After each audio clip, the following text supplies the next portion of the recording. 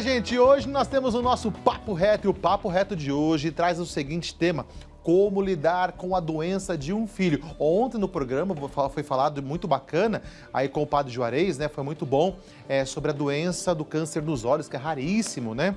E hoje nós vamos entender como lidar então com isso também, então para a gente poder completar o programa de ontem, que olha, foi top, a produção tá de parabéns. Roda o VT para a gente entender um pouquinho mais.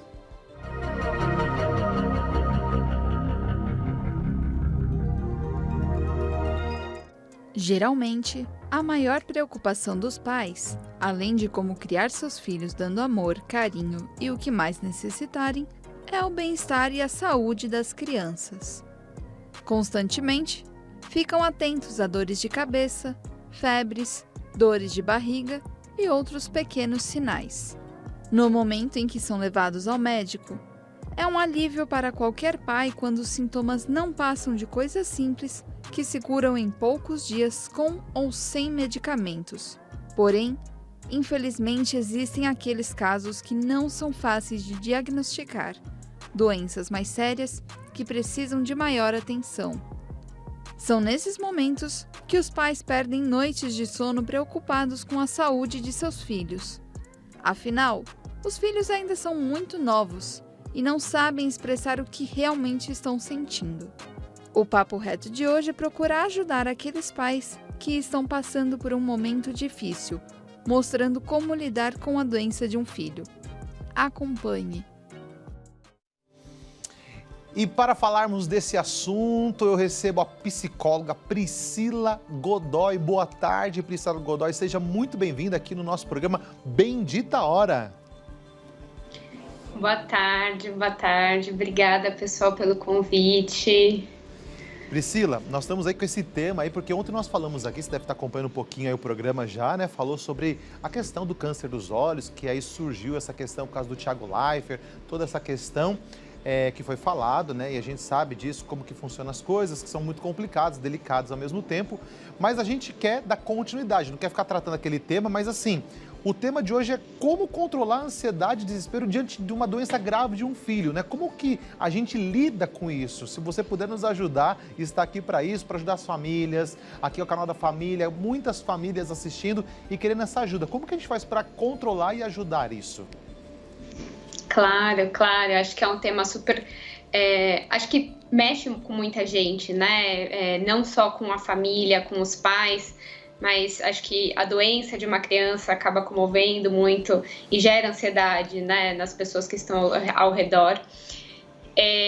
Eu acho que é uma coisa muito importante falar, né, sobre a ansiedade, sobre controlar a ansiedade, porque às vezes quando a gente pensa em ansiedade, em tristeza, a gente tem que lembrar que são emoções e são sentimentos naturais que acontecem em decorrência de situações críticas, né, de crise, graves, e é totalmente natural que a gente sinta essas emoções, né, e muitas vezes a gente não tem como evitá-las, e isso é muito importante, isso inclusive vai ajudar que a gente consiga lidar melhor com aquela situação, se a gente puder falar sobre aquilo que a gente está sentindo com as pessoas próximas a gente, né, ter um suporte familiar bacana do cônjuge, também de outros familiares, uma rede de apoio, poder falar realmente sobre o que está pensando, o que está sentindo. Uma coisa muito importante, né, padre, que a gente costuma orientar muito as famílias é que tirem o máximo de dúvidas possíveis com os médicos, com a equipe de saúde que está cuidando da criança, porque muitas vezes alguns estigmas, algumas fantasias, algumas ideias que não necessariamente são verdades, né, acontecem em torno daquele tema, principalmente quando a gente fala do câncer, que é uma doença que tem muito estigma ainda, né, e por estigma a gente diz algumas ideias que não necessariamente são verdades, né, de que necessariamente o câncer é sinônimo de morte, de algo incurável, e hoje a gente tem muitos recursos, a gente tem, a medicina avança cada vez mais, então é muito importante que a família tire todas as dúvidas que tenham, que vão surgindo com a equipe de saúde. Isso ajuda muito a minimizar essa ansiedade e algumas fantasias em torno do tema. Maravilha, Priscila, é muito bom porque você foi falando, será que ela vai tocar nesse ponto? Às vezes o câncer, ele é um sinônimo de morte e fica uma coisa ruim no coração das pessoas. Então a gente sabe que hoje a medicina avançou muito, está muito moderna, existem muitas pesquisas e que hoje diminuiu-se muito, né? Os tratamentos hoje são muito modernos, não é verdade, Priscila? Sim, com certeza. A gente tem cada vez mais avanços aí na medicina, nas tecnologias, inclusive para tentar minimizar, né, os efeitos colaterais, que a gente sabe que acontecem bastante. Isso é algo que gera bastante ansiedade também nos pais, né? Será que meu filho vai sentir dor? Será que ele vai sofrer? Como é que vai ser, né, o dia a dia desse tratamento? Por isso que é muito importante ter uma equipe de saúde que tire todas essas dúvidas, que possa orientar, né? Que medidas eu posso fazer, que medidas eu posso tomar em casa ou dentro do hospital para tentar minimizar essas dores, esses efeitos colaterais da criança. Isso ajuda bastante. E Priscila, os pais, eles devem ou não, por exemplo, não apresentar preocupação para os filhos, tentar passar o máximo de tranquilidade, ou os pais eles podem ter uma naturalidade, ou melhor que os pais não apresentem? Vão sofrer, às vezes vão precisar chorar no quarto, às vezes vão precisar passar por uma situação, né, de conversar entre marido e mulher ali, ou conversar com outra pessoa, mas diante do filho seria mais importante mostrar força, não demonstrar preocupação. Como lidar com essa situação também?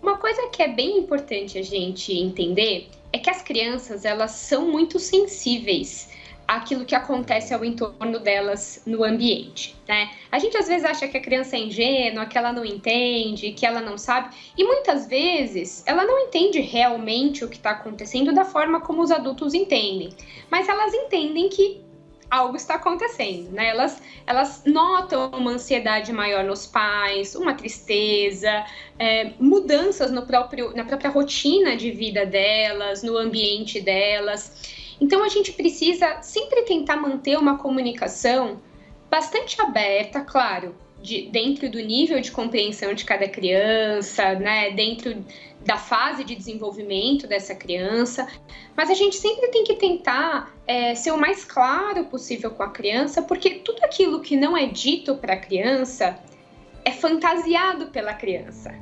E aquilo que é fantasiado geralmente costuma ser muito mais grave, né, e não tem controle, né, do que de fato a situação é. Então, por exemplo, a criança, eventualmente, mesmo que os pais tentem, né, esconder, não estar ali na presença da criança quando forem chorar, se a criança de repente nota isso, percebe isso, ela começa a ficar muito preocupada, porque ela não sabe o que está acontecendo, ela pode começar a se sentir culpada muitas vezes. A gente tem, né, muito isso em crianças, elas tendem a ser muito autocentradas, né, como se o mundo girasse ali em torno delas. Isso é natural do desenvolvimento da criança. Então elas passam a se sentir culpadas pelo sofrimento daqueles pais. Então é muito importante tentar manter um canal de diálogo bastante aberto com essa criança e, lógico, né, diante do nível de compreensão da criança, mas assim, eventualmente a gente pode falar para a criança aquilo que a gente está sentindo, que a gente está com medo e por que a gente está com medo, até porque a criança muito provavelmente também estará com medo. E quando ela escuta dos pais essa sinceridade, essa abertura, ela também se sente muito mais apta a se abrir, né? Então, ora, se o meu pai e a minha mãe falam para mim como eles se sentem, isso abre um canal para que eu também fale como eu me sinto quando eu estiver me sentindo chateado, ansioso ou com medo, né? Então, isso é algo muito bacana. Agora, é claro que naquele momento que você não estiver bem, que você precisar, né, ter algum tipo de explosão emocional é claro, aí a gente tenta evitar fazer isso na frente da criança e ter certeza que a criança não vai estar por perto, né? Procurar algum amigo, algum familiar ou algum local fora do ambiente de casa para dar uma extravasada. É totalmente natural, é totalmente saudável, Porque sim, né, se a criança sentir um desespero muito grande, ela vai também ficar muito mais preocupada.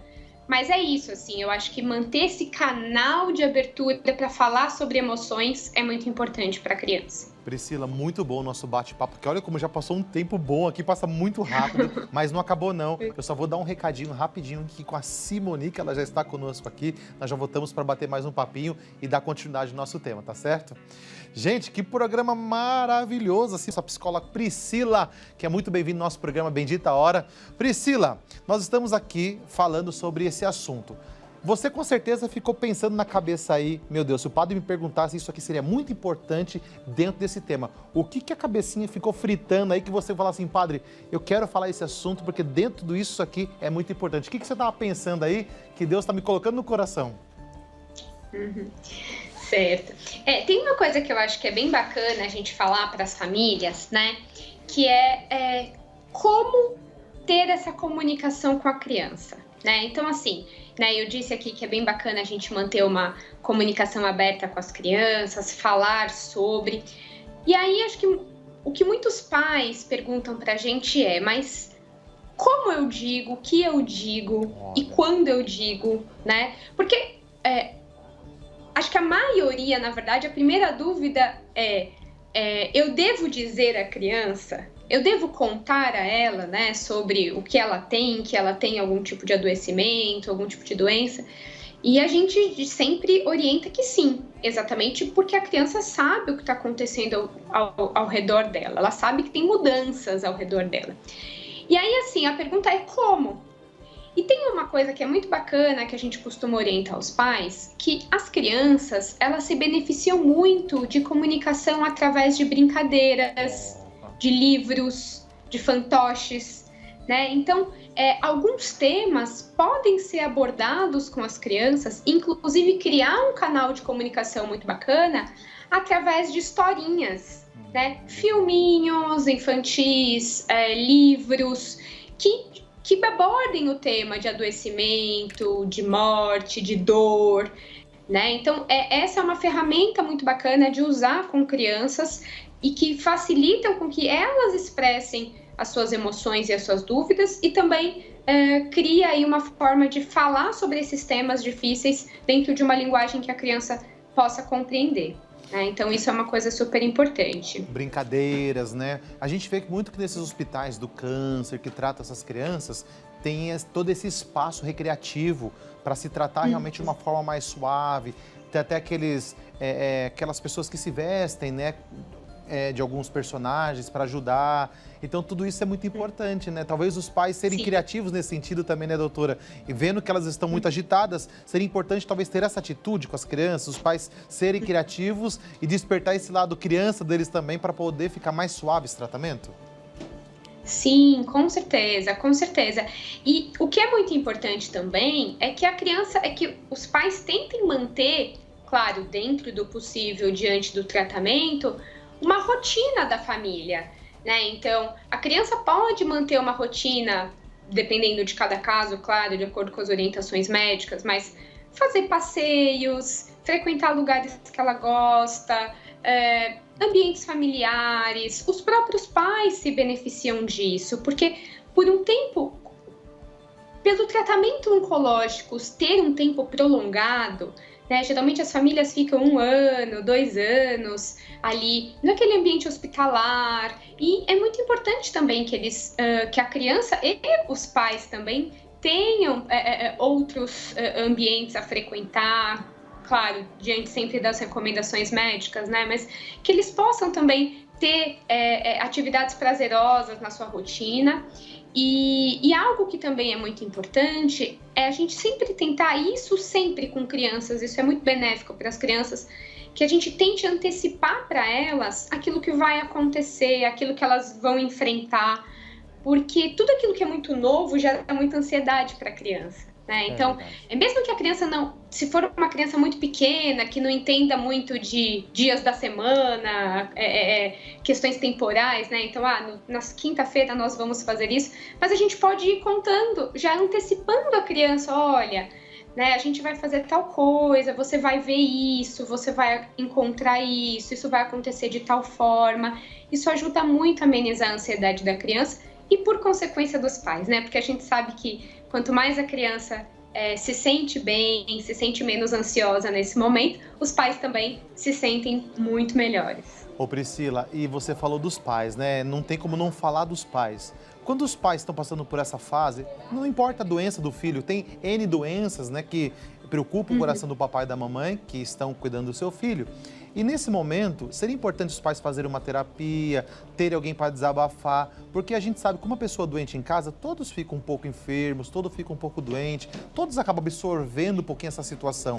É importante os pais fazerem, claro, um passeio já vai ajudar, como você disse, uma comida diferente, tomar um sorvete, alguma coisa que vai ajudar a tirar um pouquinho aquele peso, sair desse ambiente hospitalar. Mas seria importante os pais se cuidarem, fazer um tratamento, talvez uma terapia. Isso é importante, Priscila? Com certeza, com certeza. Os pais, é muito importante que os pais tentem manter, à medida do possível, sempre o seu autocuidado, né? Porque quando sempre que a gente tem alguém que depende do nosso cuidado, o nosso bem-estar, a nossa estabilidade emocional, a nossa saúde física, né, vai contribuir também para a forma como a gente vai conseguir cuidar dessa pessoa que precisa de nós. Então, é muito importante que os pais tenham uma rede de apoio para contar, não só do ponto de vista prático, mas também do ponto de vista emocional, né? Falem um pouco sobre o assunto, tenham pessoas com quem conversar e sim, se for o caso, né, na ausência de uma rede de apoio, se esses pais estiverem notando alterações aí emocionais muito intensas, às vezes até fisiológicas, porque a gente sabe que a ansiedade às vezes pode causar alguns distúrbios do sono, pode trazer algumas alterações, né, físicas, como palpitações, e aí sim, se esses pais começarem a notar que tá muito difícil, um apoio é com certeza muito importante, né? Nós temos aí os psicólogos que podem dar esse apoio para as famílias. Muitas vezes, nos próprios hospitais infantis, tem uma rede de psicólogos disponível que os próprios pais também podem procurar. Maravilha. Priscila, o nosso tempo aqui é um tempo precioso e você conseguiu com certeza esclarecer muitas coisas, mas com certeza despertou em muitos papais e mamães a necessidade de uma boa conversa. Se as pessoas que estão nos acompanhando pelo canal da família, que é a Rede Vida, quiserem te acessar, bater um papo, conversar, ou até mesmo um atendimento específico, elas podem te procurar, elas podem te acessar pelas redes que estão aparecendo aí? Claro, com certeza. Fiquem à vontade, a gente está sempre disponível para dar algum suporte, tirar dúvidas e dar as devidas orientações. Priscila, muito obrigado pelo seu carinho, pela sua atenção, que Deus abençoe o seu trabalho, que realmente você possa ajudar muitas crianças, papais, mamães, nesse tempo difícil que estamos passando. Muito obrigado. Eu é que agradeço. Boa tarde a todos. Deus abençoe, Priscila. Gente, que maravilha, né? Que bênção de conversa assim extraordinária. E a gente sabe que uma das coisas mais importantes que estava ali no finalzinho da nossa pauta é a união da família.